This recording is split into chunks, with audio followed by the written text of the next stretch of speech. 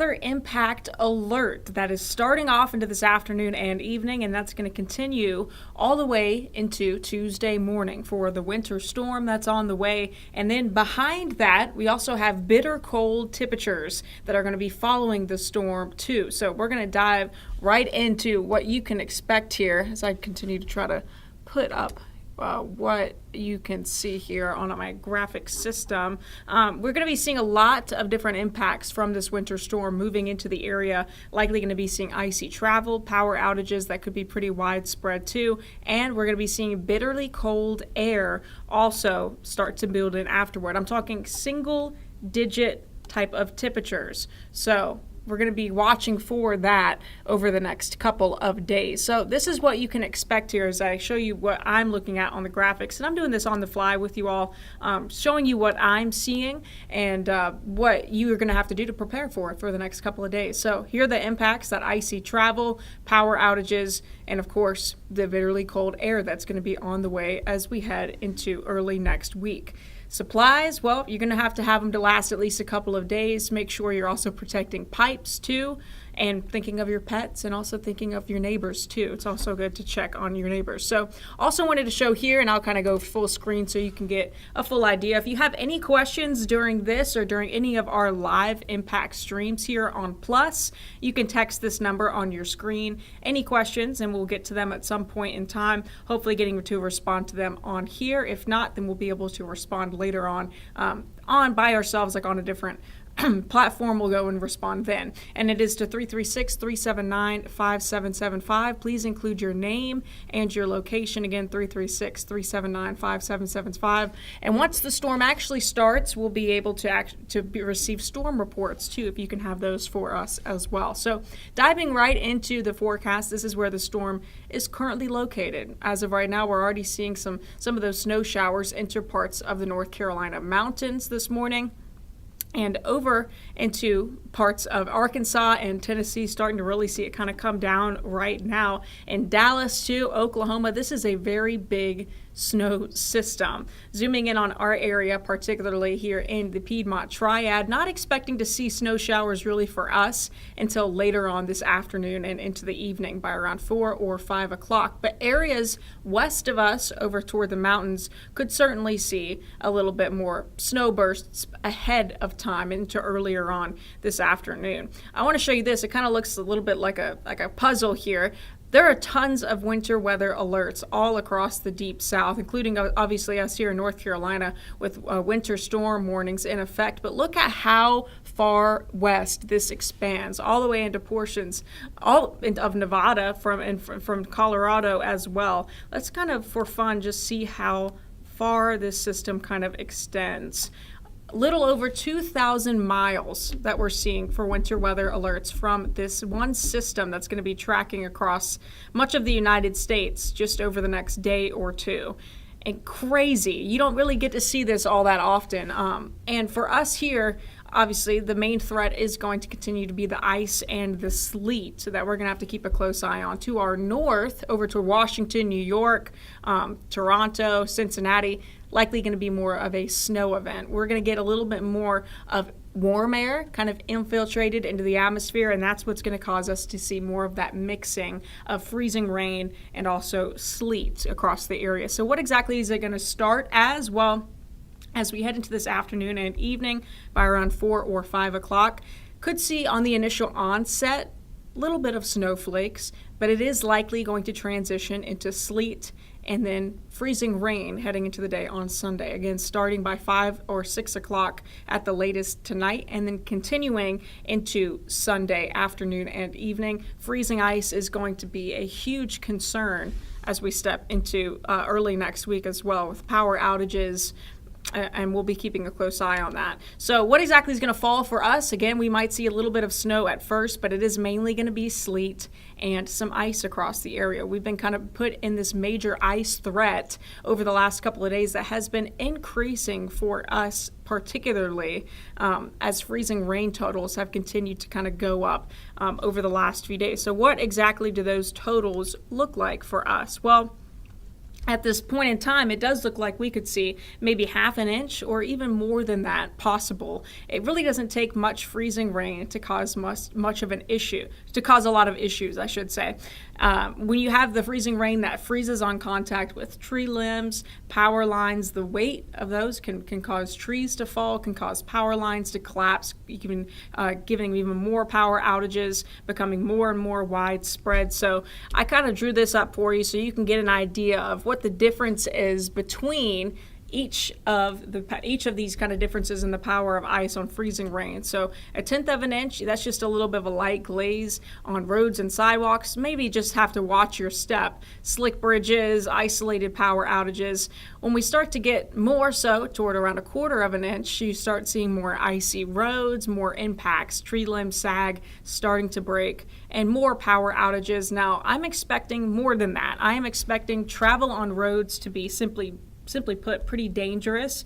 Widespread tree damage also with the amount of freezing rain expected. And again, we could even surpass this amount of half an inch. Long-term power outages also going to be possible into early next week. That's why, we're joining you on Plus as often as we can to give you the latest updates on this, because we do think it's going to be more of an icy type storm rather than a snowy storm. The kids, this isn't going to be the fun type of storm where you want to build a snowman and build Elsa, and this is an ice storm that you're going to have to take seriously, because it is very dangerous for travel and for the power outages that are going to be possible and even continuing into early next week. So how much could we exactly get? Well, this is a mainly sleet forecast. I know it has some snow on there. I think maybe a little bit of snow in the beginning is possible, but it is mainly going to be sleet and ice. I think the majority of us might be in that 1 inch, maybe 2 inch range if you're in northernmost counties.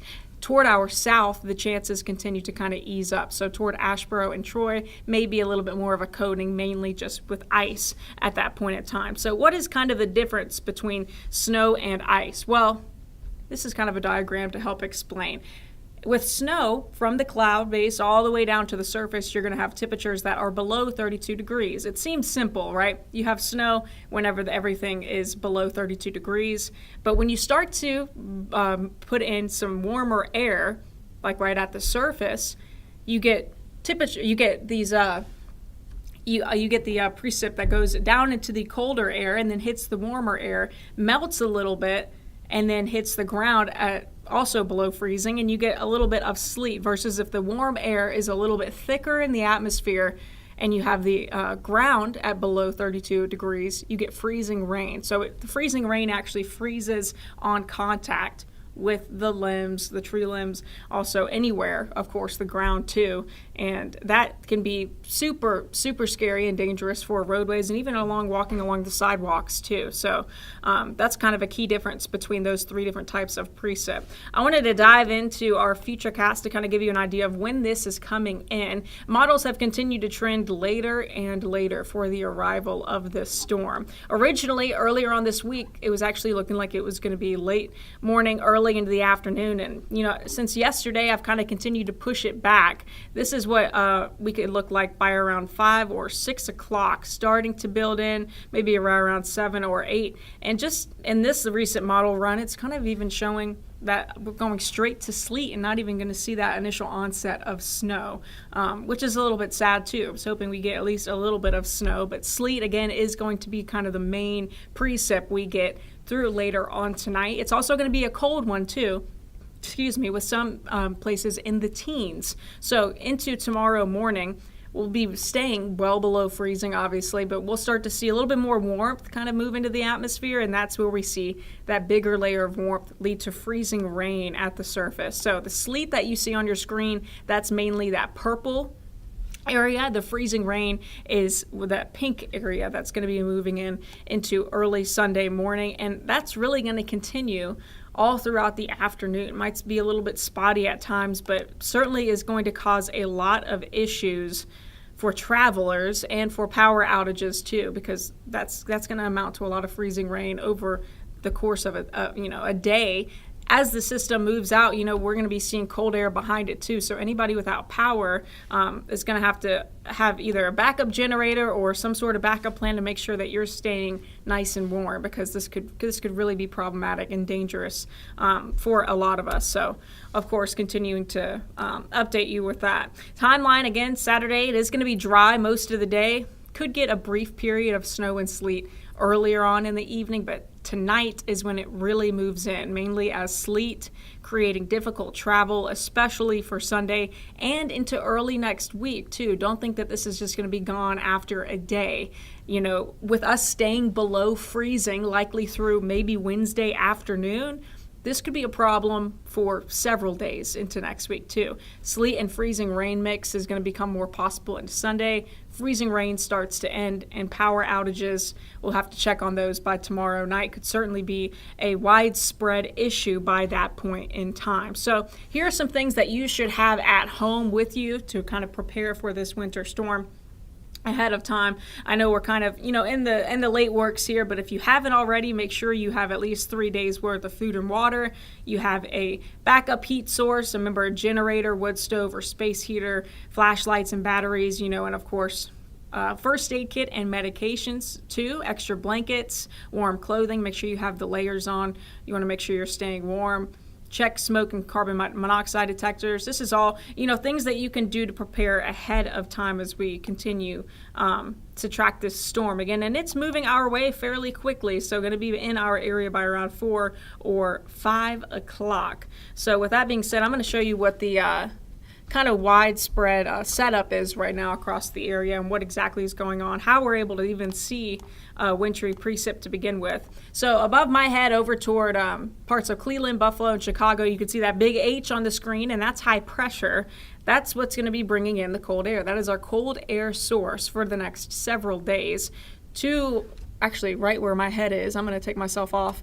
That's low pressure right there. That's going to be moving in from Dallas over there toward Texas and Louisiana, starting to bring in all that moisture across the deep south. And as it does so, it's clashing with that cold air north of us. We are going to be seeing winds a little bit into Monday too, a little bit breezy. We have a little bit of warm air, and that's why we're seeing mixed precip instead of just all-out snow. That's going to be more prominent over toward Buffalo, Cleveland, New York, Chicago, and St. Louis. And this is going to continue into Sunday evening too.